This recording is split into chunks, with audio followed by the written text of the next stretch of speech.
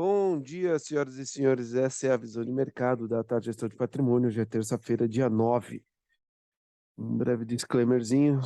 Bom, falar um pouco sobre o Boletim Fox, que veio essa semana com a sexta semana consecutiva de queda da expectativa do IPCA para o final do ano, com a sexta semana consecutiva de alta para o PIB para o final desse ano, uma estabilidade do câmbio e a sétima semana consecutiva de estabilidade para a taxa de juros.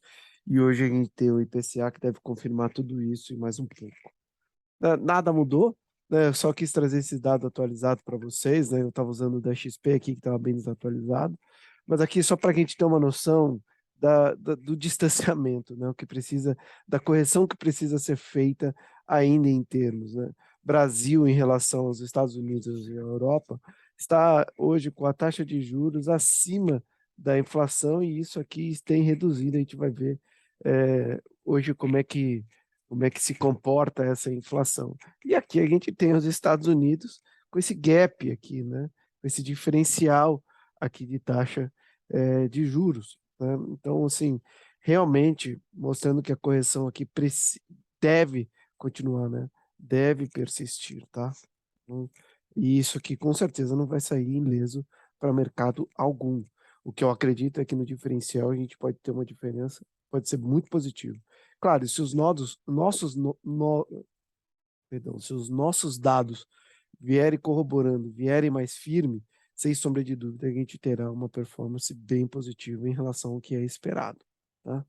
A agenda de ontem teve vendas no varejo, na Grã-Bretanha, veio ligeiramente não, bem melhor do que o esperado, né? Então foi uma notícia positiva. Hoje a gente teve índice de preço no México, que veio acima do esperado. Logo mais a gente tem a ata do cupom e a gente tem o IPCA e notícias bem positivas que a gente comenta amanhã, tá? Bom, eu prefiro esperar para falar, mas olha só, né? Aqui é o que a gente chama de bloqueio de avanço, né? Vamos esperar para falar, né? Rompeu aqui o topo, né? Aqui não chegou nem a romper. Há uma divergência entre esses índices, tá? O Nasdaq está bem à frente, junto com o 2000, né? Então, assim, mas ainda assim, aqui não rompeu, aqui também não rompeu, e aqui tem um bloqueio de avanço. Temos que aguardar para ver notícias, as próximas notícias, mas é aquilo, né? Olha só, como o topo é uma coisa a ser respeitada, quando chega nessa região, é uma coisa para a gente levar em consideração. Aqui, os vendedores entraram fortes, e eles entraram naquele momento por achar que a circunstância merecia, que o mercado estava apreciado e merecia um ajuste. Então, ao chegar aqui num curto espaço de tempo, ele vai tomar a mesma decisão, porque nada, literalmente nada, mudou em termos positivos para esse player aqui, para esse player, nada, né? A gente acabou de ver em termos de inflação que tá muito ruim para eles, né? O que mudou de maneira geral, claro, é isso daqui, né? O petróleo, e isso deve impactar positivamente todos, né? Mas ainda a inflação está muito, eles estão muito atrás, né? Ainda tem a dinâmica de inflação nos Estados Unidos, que soltou semana passada aumentos reais na folha de pagamento, ou seja, né, ainda corrigindo preços, né? A gente está aí num momento onde a economia está muito aquecida, o nível de desemprego está muito baixo, ou seja, a população continua consumindo. Então não tem nada até o momento que freie esse consumo, não, nada freando o consumo, né? A inflação deve seguir avançando. Lembrando que as cadeias produtivas não estão, a curva da oferta não está a 100%, né? Haja vista o quanto fecharam-se de emprego, as pessoas esquecem que é oferta e demanda, e acabam olhando muito só para a demanda. Enfim, a gente olha aqui, que é o mais comum, mas, enfim, se está lá é porque existe. O VIX, né, o índice de volatilidade abaixo do 25, muito positivo, ó, entrando aqui novamente nessa região, que a gente viu muito ano passado, né? Quem sabe ele volta aqui, mas tem esse intermediário aqui, né? Que é onde ele está, né? Foi suporte aqui e provavelmente pode ser suporte aqui. A gente olha aqui os bonds, né, também fazendo o topo, né? Aí, ó. Aqui, ainda se eu for mais rigoroso. O ouro querendo dar uma melhorada, dizendo que tá aqui, mas ainda, né, bem distante. Minério de ferro, dali a 13,5, né? Teve uma alta positiva, uma alta forte ontem fechamento, né, na madrugada de quinta para segunda, uma alta forte e agora devolvendo um pouco aí, né? 2 semanas também uma região importante, tá? A gente tem aqui então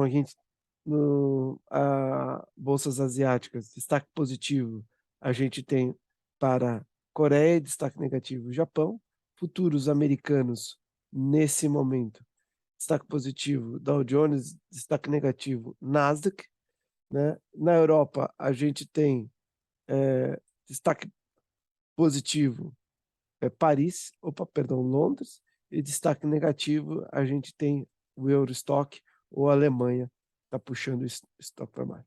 O CDS brasileiro, né, segue aí realizando.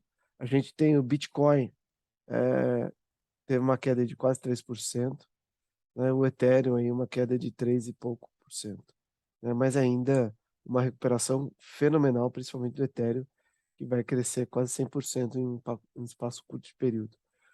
Agosto, por hora, um mês bem positivo, né, tirando o ano do âmbito negativo.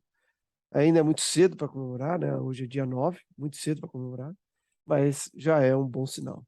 Quando a gente olha os estrangeiros, tem o estoque positivo no índice e diminuiu um pouco.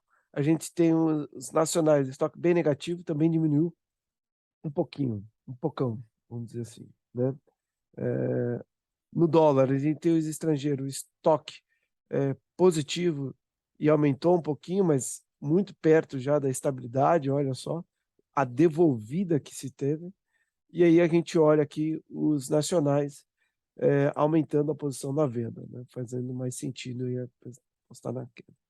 O índice Bovespa tocando aqui as médias de 200 períodos, tanto a aritmética exponencial de baixo para cima, é um teste importantíssimo, é uma arrancada bem importante, né? Uma arrancada aí de quase não, 12 mil pontos, né? Então foi uma boa andada, é de se esperar que aqui a gente respire um pouco, né? Só não pode respirar muito, porque senão fica isso daqui, né? Enfim, então a gente não pode fazer um fundo novo, né? Para a gente poder pegar uma impulsão e aí arrancar, né? A gente vê aqui no mensal, a gente testando as médias de 9 de 21 períodos no mensal, né? Então assim, é uma região de resistência. Aqui é uma região de resistência, o volume crescente, tá? Então é uma região que pode ser superada, evidentemente, mas aqui a gente tem uma dinâmica um pouco mais difícil. Aí a gente olha o dólar, né, fazendo o inverso, olha aqui, já perdendo fundo, né? Foi um falso rompimento, a gente consegue ver agora que foi um falso rompimento isso daqui do dólar e já buscando a região dos 5, testando aqui o desvio padrão no semanal, empurrando a banda para baixo. A gente tem aqui talvez essa região dos 5,100, um ponto para respirar e parar, né? Mas nitidamente, olha como já está agulhando para baixo, né? Então, é importante a gente olhar a dinâmica do dólar, que certamente deve. Inflação baixa, dólar baixo, muito provavelmente isso aqui pode subir e de uma vez. Tá?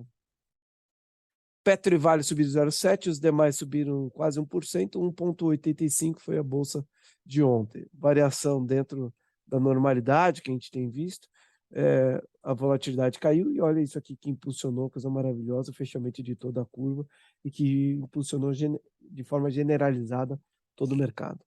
As maiores altas do dia, as maiores quedas da semana, do mês e do ano, isso é respectivo. Vamos ficar aqui no índice, né? Destaque positivo no índice ontem por índice financeiro, Itaú soltou um excelente resultado, utilidade pública voltando a ficar 17%, né? E Imob, né? Uma alta aí, uma alta impressionante, uma alta de 10% no mês, né? Então impressionante a gente ver essa recuperação, tá? Quando a gente olha saldo do BTC, a gente vê um alerta, né, para mim, né, 103 milhões, né, a gente voltando a tomar aqui ativos, né? Primeiro já foi um sinal alerta aqui, amarelo, aqui já é um sinal vermelho, mostrando que para mim, e ainda mostrando que a gente pode ter chegado num ponto de resistência, o mercado querendo testar para ver se vai, de fato, começar a cair, né? Fazer assim, ou isso aqui faz assim, ou o índice faz assim. E aqui tem sido um índice antecedente, então tem sumido o BTC a partir do momento que o índice tem um pouco mais um pouco mais de queda pela frente aí, por falta das resistências que tem apresentado. Essa aqui são os mais alugados, destaque positivo, destaque negativo, né? Os mais alugados, Allianz Sonai, 7, mas de ontem subiu 16% local web, 11% do free float. A Aliança Sonai, 27% do float, é o maior, sem sombra de dúvida, 27%. Aqui é o ranking dos mais alugados. E os mais devolvidos ontem aqui, Jales Machado, mas também 0,52% do free float. Tá? E a curva, brilhante, né? Brilhante o fechamento da curva, né? O quanto fechou de 30 dias para trás, né? Brilhante, brilhante, brilhante. Então, assim, isso impulsiona demais o mercado como um todo. Então, basicamente é isso. Volto para falar com vocês amanhã. Agradeço a atenção de todos vocês até aqui. Desejo um ótimo dia. Atenção ao IPCA. E é isso. Até amanhã. Muito obrigado. Tenha um ótimo dia.